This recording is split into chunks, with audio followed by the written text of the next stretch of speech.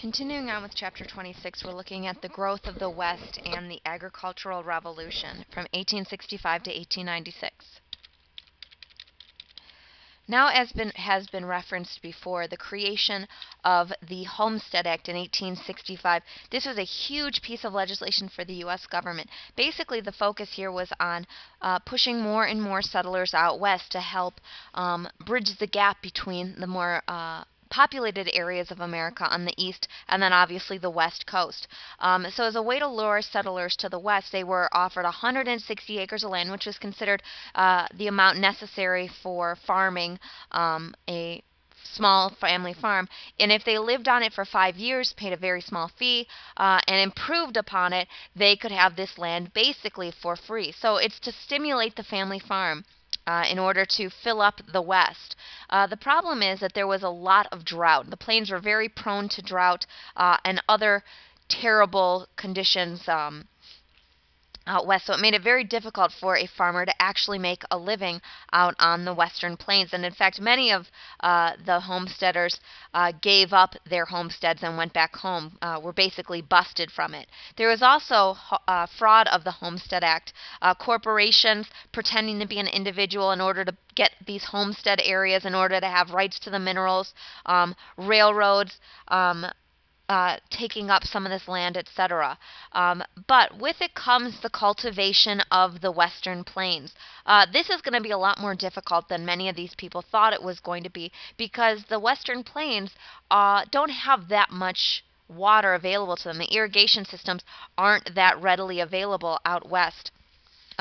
There's also not a lot of trees in order to build houses or to build fences, and this is where the creation of the barbed wire fence comes in, which we'll talk about in a second. With Joseph Glidden. But as more and more Westerners push further and further west, they're pushed beyond that 100th meridian, which is considered the dividing line in American society of a irrigated area to more of a semi-arid desert type farming, which is going to be very difficult to do. So farmers try to use different techniques such as dry farming, which is a very shallow cultivation, which will eventually lead us to the Dust Bowl years later, because the soil is going to be so pulverized on the surface.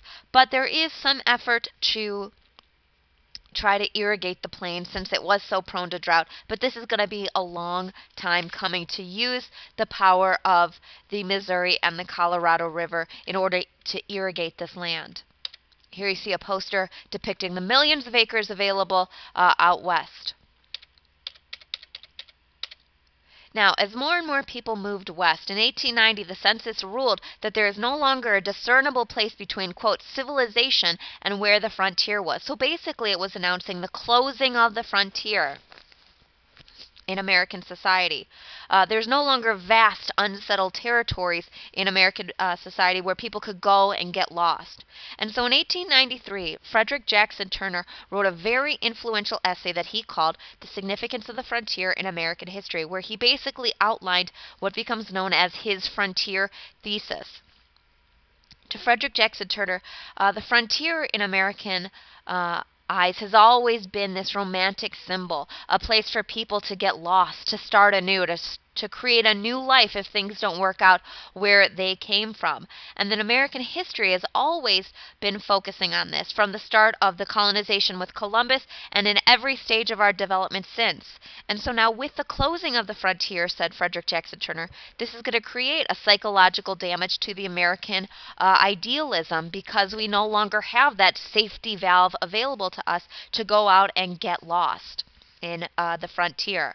So the government began focusing on creating national parks in order to reserve some of this land for future generations, such as Yellowstone in 1872, Yosemite and Sequoia in 1890. Now, whether this was a reality or not obviously doesn't matter, because it's how it affected us psychologically. And from here, many would argue that we turn to imperialism, which is the next chapter, in order to release that safety valve. Now, back to the farmers. Life as a farmer in America is very, very difficult and always has been. They face droughts, they face flooding in a lot of places, they face insects that are destroying their crops, etc. So it's very difficult to be a farmer. Add to the fact that farmers often felt that they were being overtaxed compared to those wealthy Easterners back east, because wealthy Easterners were able to hide many of their assets from the government. It's hard to hide a farm from the U.S. government. Also add to the fact that the farmers did not receive the same benefits that these wealthy Easterners did that owned the factories, because they had a tariff to protect them. Instead, the Western farmers had to face retaliatory tariffs overseas as a result. Western farmers also had to compete in a global market, which is not the same for those industrialists back east because of that tariff. The farmers also argued, rightfully so, that they were at the mercy of the trust, that if they wanted to make any sort of a living as a farmer, they had to buy a lot of products from the different trusts. There was a harvesting trust, the barbed wire trust, fertilizer, the railroad, grain elevators where they could store their excess products, etc. All of these were owned by the trust, and so the prices on them were very high. So we've already talked about the farmers trying to organize themselves in order to overcome the power of the trust, such as the Grangers or the National Granger, the Patrons of Husbandry, using those Granger laws in order to try to create state laws to regulate the railroad, but that was overturned. We also have to take a look at the creation of the Greenback Labor Party in 1878. Once again, this is a farmers group who is focusing on creating inflation in order to have more relief for farmers. They actually made some good headway in 1878 and 1880, electing congressmen to Congress, and obviously putting forth their presidential candidate, James B. Weaver, in 1880, who got several votes, especially out west. This obviously links in, once again, to the People's Party that we've talked about before. Another group, the Farmers Alliance, was created at this time. Similar idea. The Farmers Alliance was a group of farmers who wanted to organize themselves in the late 1800s to overcome the power of the railroads and other trusts like the grain elevators. They wanted to create cooperatives, which is basically each individual farmer acts as an individual, and the only way that an individual farmer can make more money is to grow more of their agricultural product, whether it's wheat or corn or whatever. But if every single farmer does that, it creates a massive supply of that product, which only inevitably lowers the price. So the Farmers Alliance almost wanted to create a union style for the farmers. Let's work together as a cooperative group to limit the supply. They wanted to build their own grain elevators to cut out the middlemen, to put their products, their excess products in storage so that they could control the supply and thus the price of their agricultural products in the United States. They were also advocating they were disallowing African Americans, tenant farmers, sharecroppers, which is probably the downfall of them, because this is a large portion of the farmers in America, but once again, this is the late 1800s. This all leads us finally to the People's Party that we've already talked about. Once again, kind of a hodgepodge of all these farmers groups that we've already talked about.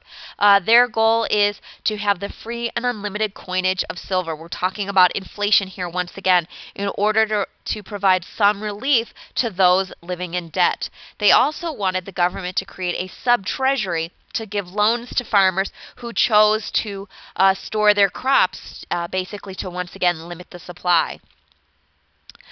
Mary E. Lease was a popular farmers lecturer and populist in Kansas, and she went all over Kansas prompting people to, quote, raise less corn and more hell, basically advocating let's limit the supply of corn that we're providing, or whatever the agricultural product was, and therefore increase the price that we can all get for it. And finally, James B. Weaver was the presidential candidate for the Populists in 1892. Their goal had been to link their movement to labor.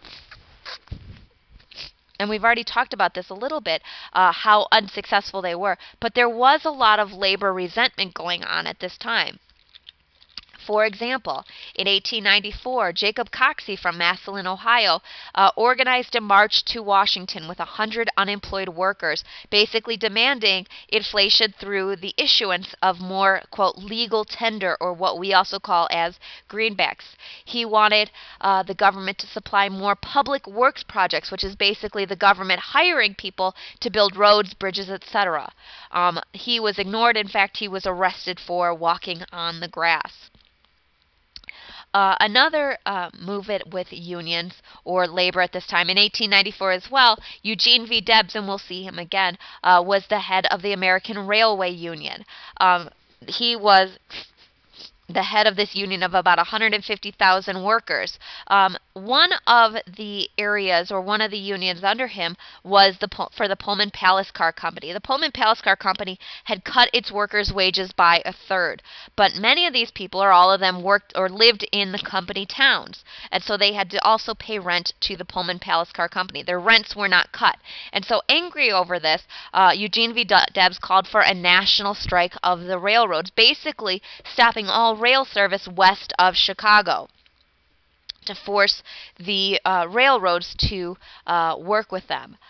Under Grover Cleveland, his Attorney General Richard Olney sent troops in to end this strike, basically using the excuse that they were disrupting the postal service, and therefore this strike had to be ended.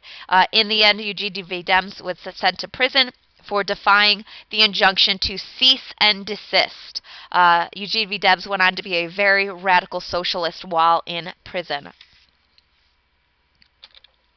Here you see the march of Coxey's army, and then also Eugene V. Debs. Now, 1896, the Republicans nominated Ohioan William McKinley. He brought with him as his campaign manager Mark Hanna, who was the boss of Cleveland politics. The Republican platform in 1896 was a strong gold standard. Once again, they are focusing on business here. They are focusing on a certain class of people to vote for them. They wanted a high tariff in order to protect that Eastern industry. And they blamed the Democrats for the Panic of 1893. Now, the Democrats, on the other side, nominated William Jennings Bryan, a young congressman from Nebraska, after he gave a rousing speech at the nominating convention that is often referred to as the Cross of Gold speech, where he basically said, "You shall not crucify mankind upon this cross of gold." He is advocating for inflation. He was advocating for the free and unlimited coinage of silver in order to inflate the economy. So those who had been in favor of a gold standard within the Democratic Party, or the gold bugs, left the party because they felt that William Jennings Bryan was just a populist in Democrats' clothing. The populists also endorsed William Jennings Bryan, who ends up running for president a total of 4 times. Here you see a political cartoon of William Jennings Bryan as the populist party snakes devouring the Democratic Party donkey here. And so nobody can blame William Jennings Bryan for his defeat. He gave 600 speeches across 26 states. He really wanted this election. But the possibility of a Bryan victory really scared these Eastern industrialists, because he was advocating for a silver standard, or at least for more silver in order to inflate the economy. And so business contracts were contingent upon a McKinley victory. Many of these employers paid off their employees to vote for William McKinley, and many, in fact, threatened to pay their employees their wages in silver dollars if William Jennings Bryan won. So whatever the technique, whatever the bribery that went on, because of this fear, McKinley ended up winning this election, 271 electoral votes to 176, most of it coming from the East. Bryan winning a lot of votes in the South and the West, obviously, because this is where there is a large farmer contingency going on. And really, the 1896 election is a turning point. This is a win for businesses. This is a win for those industrialists. And really, it starts to mark an end of agrarian power in the United States as a voting segment. And that is Chapter 26.